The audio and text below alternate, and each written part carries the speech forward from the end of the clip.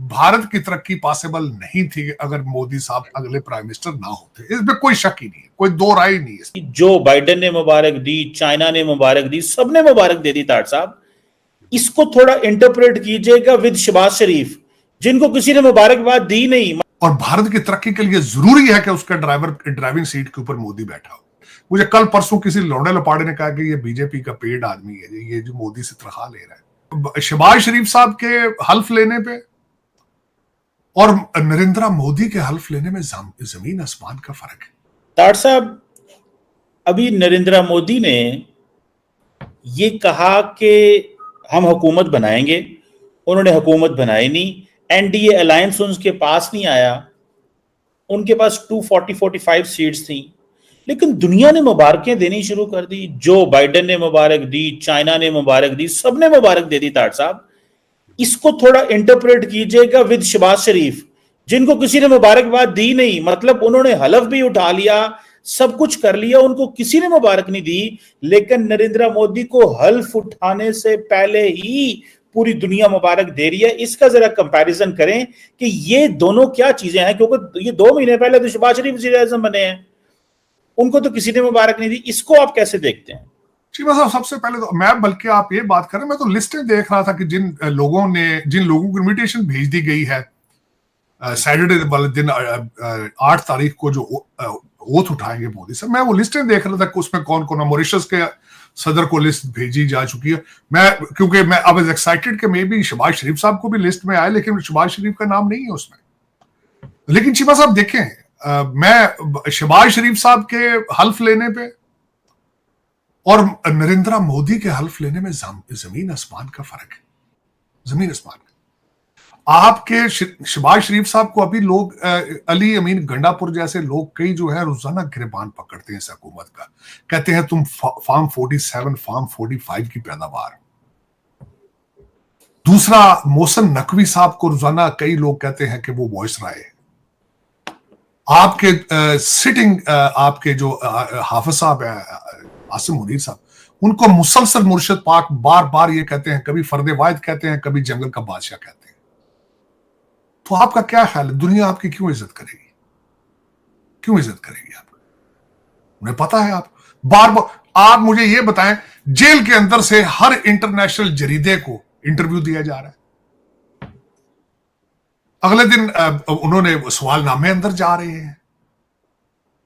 वो जो अगले दिन वो जो लंदन में बैठ के जिस बंदे ने सारी स्टोरी बताई है, जिसने कहा जी कि दहशतगर्द है, कभी कहते हैं कुछ है कभी कुछ, पूरा सवालनामा किस तरह गया अंदर? कोई है बंदा को इसको इन्वेस्टिगेट करे?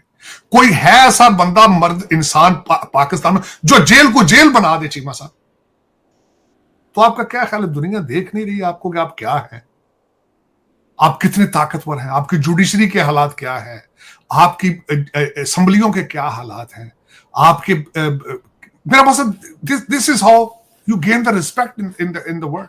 और दूसरा, दुनिया को पता, बल्कि चीमा साहब आप बात कर रहे हैं जो इस वक्त कोलिशन पार्टी है, मेरा मकसद इस वक्त जो 2 पार्टियां उनके साथ हैं जो वो अपनी डिमांड्स लेके जा रही हैं, बल्कि आप उससे बात करें, उन्होंने जहाज में लालू खेत और उनके लड़के को साथ जहाज में बिठा के लेकर गए। आपका क्या ख्याल है? मैं चीजों को देख नहीं रहा हूं कि कहां जा रहे। मैंने आते ही कहा था कि इस वक्त भारत का टीवी मीडिया जो है वो सार्केस्टिकली बातें कर रहा है कि इस गाड़ी के 3 ड्राइवर होंगे। अब ऐसा नहीं होगा चीमा साहब, ऐसा नहीं होगा। This is not the Modi style, this is not the Modi style. और भारत की तरक्की के लिए जरूरी है कि उसका ड्राइविंग सीट के ऊपर मोदी बैठा हो। Otherwise Bharat want be the Bharat want B growing 8% पे आकार। बल्कि चीमा साहब, सबसे बड़ी बात यह है, मैं देख रहा हूं 2 स्टॉक एक्सचेंज नीचे गई, उनकी स्टॉक एक्सचेंज नीचे गई। मैं एग्जैक्टली अभी डिटेल देख रहा हूं कि किन किन के स्टॉक नीचे गए हैं, किन किन कंपनियों के स्टॉक नीचे गए हैं और उनके मालिक कौन है। मैं सारा देख रहा हूं चीमा साहब। लेकिन जरूरी है ये कि भारत स्टेबल रहे, भारत स्ट्रांग रहे और उसकी ड्राइविंग सीट पर एक ही इंसान बैठा हो और मोदी बैठा हो, वरना भारत तरक्की नहीं कर पाएगा। ये मैं प्रेडिक्ट कर रहा हूं इसको। और कमजोर भारत जो है is not in favour of the region and in the favour of the world matter. Bharat haves to stay strong. This is how I see it. इस पे किसी को आप वो बात करें, मुझे कल परसों किसी लौंडे लपाड़े ने कहा कि ये बीजेपी का पेड आदमी है, ये जो मोदी से तनख्वाह ले रहा है। कहने में क्या फर्क पड़ता है। I am a political scientist Cheema साहब, मैं हकीकत की बात करता हूं, और इसको जरब तकसीम देख करके देख लें जो मैं बात कर रहा हूं। चीमा साहब, कांग्रेस के हालात थे तो भारत के क्या हालात थे, पाकिस्तान के हालात क्या थे, मैं ये तवक्को करता हूं। चीमा साहब, एक ज़हन में रखने की बात, भारत की तरक्की पॉसिबल नहीं थी अगर मोदी साहब अगले प्राइम मिनिस्टर ना होते, इसमें कोई शक ही नहीं है, कोई दो राय ही नहीं है इसमें। अब उसमें बताता हूं बात, लोग जो बातें कर रहे हैं आज, अभी अब से 10 मिनट पहले मैं भारत के टीवी चैनल देख रहा था, उसमें वो कह रहे थे जी अब इस गाड़ी के ड्राइवर 3 होंगे क्योंकि कोलिजन गवर्नमेंट है।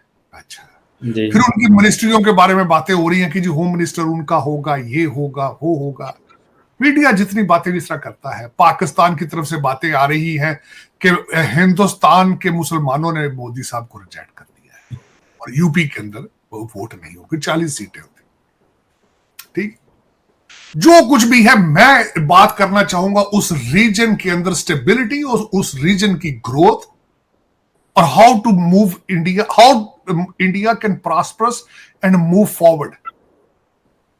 क्योंकि मेरी फीलिंग्स अगर जाती तौर पर देखी जाए चीमा साहब, मेरी फीलिंग्स भारत के साथ है, चाइना के साथ नहीं है मेरी। और दूसरा, अगर भारत सेफ होगा, भारत तरक्की करेगा, रीजन तरक्की करेगा, पाकिस्तान तरक्की करेगा। अगर वहां पे स्टेबिलिटी नहीं आती, देखिए आज हमें उम्मीद है, आज भारत तरक्की कर रहा है, हमें उम्मीद है इस चीज की कि वो रीजन स्ट्रांग होगा, पीसफुल होगा। अगर भारत अगर तरक्की नहीं करता, भारत सफर करता है, तो पूरा रीजन सफर करेगा। चाइना के साथ हमारे रिलेशनशिप जो कहे जाते हैं, हमारे रिलेशनशिप उनके साथ क्या है, हमारी सिमिलैरिटीज उनके साथ क्या है, अगर देखी जाए, सिर्फ और सिर्फ हम पाकिस्तान की उनके साथ सिमिलैरिटी चाइना के साथ ये है कि भारत के साथ हमारी नहीं बनती तो जो आप हमारे चाइना भाई भाई हैं, आप हिमालय से ऊपर हैं, आप हिमालय से नीचे हैं, लेकिन करप्शन है, उसमें हम किकबैक्स लेते हैं प्रोजेक्ट्स पे, उनकी भी मजबूरी है कि भारत की दुश्मनी में उन्हें सपोर्ट करना होता है, इसके अलावा कुछ भी नहीं है। भारत के साथ हमारी सिमिलैरिटीज, हम सदियों से इकट्ठे रहे हैं, हम इंडस वैली के 2 बच्चे हैं, हम इंडस सिविलाइजेशन से दोनों निकले हैं। तो देखा जाए तो मेरी फीलिंग्स जो है वो भारत के साथ है। और आज जो मैं समझता था, मैं वैसे समझ रहा था, एक चीज जो है आज हमें इलेक्शन से सीखनी होगी, बल्कि 2 चीजें मैं बताना चाहूंगा। एक तो ये थी कि मोदी साहब की लिस्ट ऑफ परफॉर्मेंस और उनके जो 8 साल पिछले थे, 10 साल, उसमें चीमा साहब ओवर कॉन्फिडेंस ने नुकसान पहुंचाया है। लोग निकले नहीं है, लोग समझते थे कि मोदी साहब तो आए कि आए, जिस तरह वो एक बात होती थी, इस बार मोदी 400 पार, तो उसमें लोग ओवर कॉन्फिडेंट होके तो कई लोगों ने वोट ही नहीं, बाहर निकले नहीं है, टर्नओवर जो थी वो कम थी। दूसरी चीज आज जो देखी गई है, कांग्रेस के राहुल गांधी साहब मुसलसल इसको कहते थे कि ये मोदी वोटिंग मशीन है। तो आज दूसरी चीज जो है वो ये साबित हो गई है कि भारत की जमहूरियत जो है वो दुनिया में एक स्ट्रांग जमहूरियत है। ये आज प्रूव हो चुका है कि उनका ईवीएम सिस्टम भी सही काम करता है और वहां पे हकीकी, जिसको कहते हैं ना, अमेरिका से बेहतर जमहूरियत है आज। मैं आपको आज इस चीज की गवाही देता हूं, इस चीज की। मैं 2-3 दिन मुसलसल जसदीप के साथ टीवी पे साथ अटैच रहा हूं।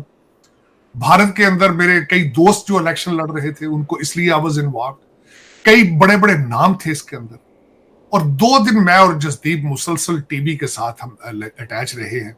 तो मैं ये आज जिस चीज को मैंने अपनी आंखों से पहली दफा इस चीज की गवाही दूंगा कि भारत की जमहूरियत जो है इस वक्त दुनिया की best democracy on the planet. ये मैं मुबारक दूंगा भारत को। मैं अब I have become a big fan of Bharat की डेमोक्रेसी। और देखें, दूसरा मैं तीसरा पॉइंट ये ऐड करना चाहूंगा चीमा साहब, सियासत में ये देखा गया है कि जब आप 10 साल हुकूमत में होते हैं तो लोग चेंज भी चाहते हैं। लोग जो हैं वो, आप चाहे जितने भी अच्छे परफॉर्मर हों, आपके कई एनिमीज, कई लोग, कई आपकी पॉलिसीज जो आप बनाते हैं, चाहे वो अच्छी पॉलिसीज हो, लेकिन लोग उसको क्रिटिसाइज करते हैं, लोग चेंज चाहते हैं। हमारी इंसानियत की एक जिबिल्लत है कि वो change, we are ever changing and change पसंद करते हैं। लेकिन मैं स्टेबिलिटी चाहता था, मैं चाहता था कि मोदी साहब इलेक्शन जीते हैं, उन्होंने जीते हैं, इसमें कोई शक नहीं है।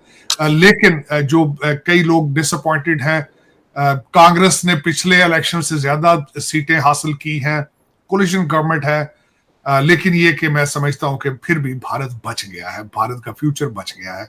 लोकसभा चुनाव में एनडीए का बहुमत हासिल करना सुनिश्चित होने के बाद प्रधानमंत्री नरेंद्र मोदी ने पार्टी कार्यकर्ताओं और नागरिकों को संबोधित करते हुए नए कार्यकाल में बड़े फैसले लेने का अपना इरादा जाहिर किया है। पीएम मोदी के भाषण में एनडीए सरकार की 5 साल की रूपरेखा छपी हुई थी। उन्होंने साफ संकेत दिया कि बीजेपी भले ही अपने बहुमत से दूर रह गई हो, लेकिन इसका असर सरकार के बोल्ड फैसलों पर नहीं पड़ेगा। सरकार पूरी मजबूती से फैसला लेती रहेगी। उन्होंने ये साफ कहा कि सरकार करप्शन के खिलाफ अपने इस मुहिम को नहीं रोकने वाली। उन्होंने कहा कि तीसरे कार्यकाल में एनडीए सरकार का सबसे ज्यादा जोर हर तरह के करप्शन को उखाड़ फेंकने पर होगा। साल 2019 के लोकसभा चुनाव में बीजेपी ने अपने बलबूते पर बहुमत का आंकड़ा पार कर लिया था और वह किसी भी अन्य दल को साथ लेकर सरकार बनाने की स्थिति में थी। हालांकि उसने अपने एनडीए गठबंधन में शामिल सहयोगी दलों को न सिर्फ साथ लेकर सरकार बनाया, बल्कि उन्हें मंत्रिमंडल में भी स्थान दिया था। सन 1962 के बाद यह पहला मौका है जब देश में किसी एक पार्टी या गठबंधन की सरकार लगातार तीसरी बार गठित होने जा रही है। पीएम मोदी ने कहा कि देश में तीसरी बार एनडीए की सरकार बननी तय है।